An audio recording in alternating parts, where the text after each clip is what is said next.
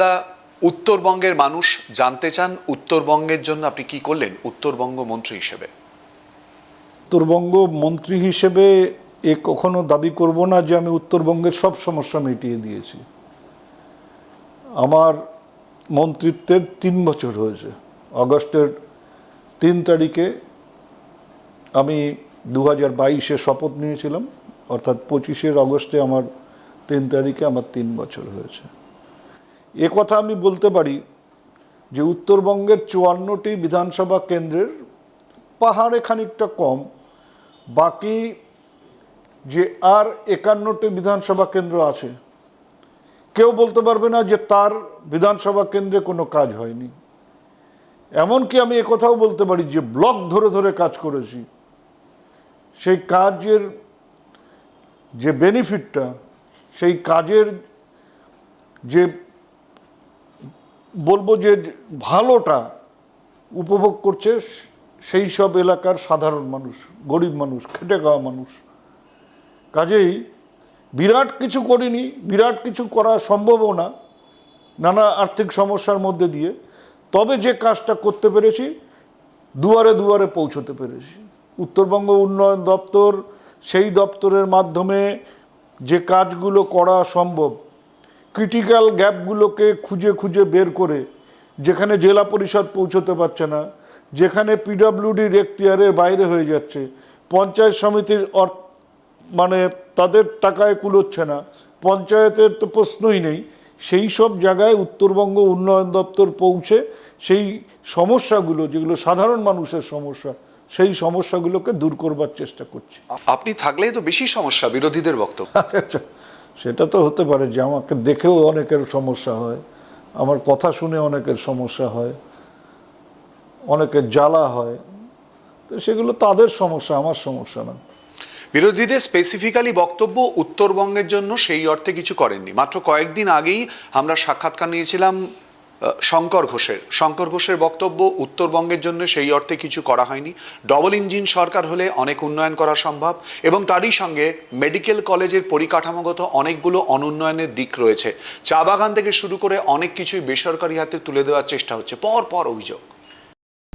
উত্তরবঙ্গের মানুষ তারা মূল স্রোত থেকে কেন বিচ্ছিন্ন বলে মনে করে, এটা আমাকে সবসময় ভাবে।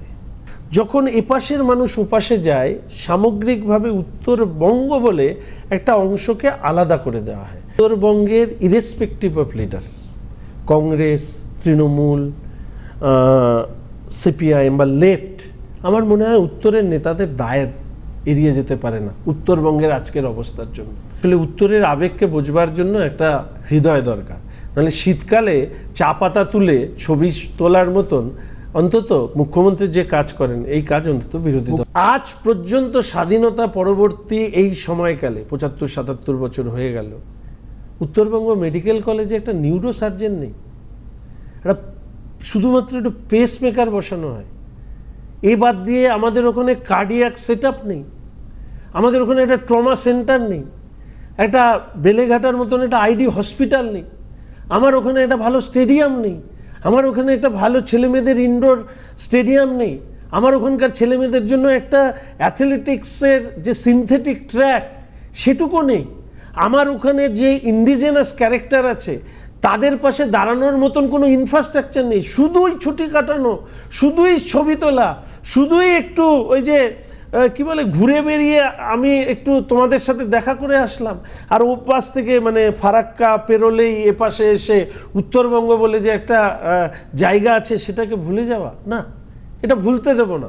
এবং 54টা সিটের মধ্যে গত বছর প্রায় 28-30টা পেয়েছিল, কিছু চলে টলে গেছে, এবার তার থেকেও বেশি সিট আসবে। আমি বলবো 2026-এ আমাদের রাজ্য এবং কেন্দ্রে ভারতীয় জনতা পার্টির সরকার হলে যে যে কম্পোনেন্টগুলো আমরা এখানে এক্সপ্লোর করতে পারি নর্থ ইস্টের মতন, সেগুলো সবগুলো করব। জনতা পার্টির সরকার এখানে ডবল ইঞ্জিন সরকার হলে উত্তরবঙ্গের উন্নয়ন আরো বেশি। তার প্রমাণ হচ্ছে ত্রিপুরা, দাবি শঙ্কর ঘোষ, তার প্রমাণ হচ্ছে ত্রিপুরা। শঙ্কর ঘোষ, তোমার বলা উচিত ছিল যে শঙ্কর ঘোষ সিপিএম করত।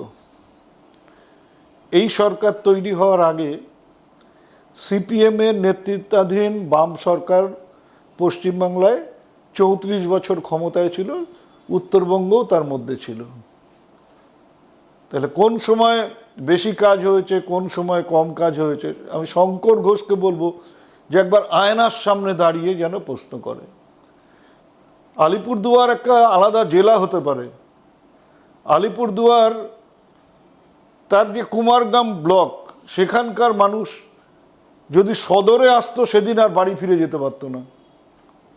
আজকে তারা তাদের সদরের কাজটা করে দুপুরবেলায় বাড়ি ফিরে আবার ভাত খায়।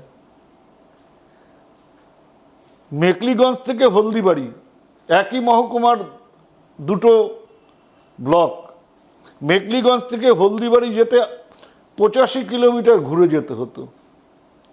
আজকে মেকলিগঞ্জ হলদিবাড়ির মাঝখানে তিস্তার ওপর পশ্চিমবাংলার সবচাইতে লম্বা ব্রিজ, জয়ী ব্রিজ, এই সরকারের আমলে তৈরি হয়েছে।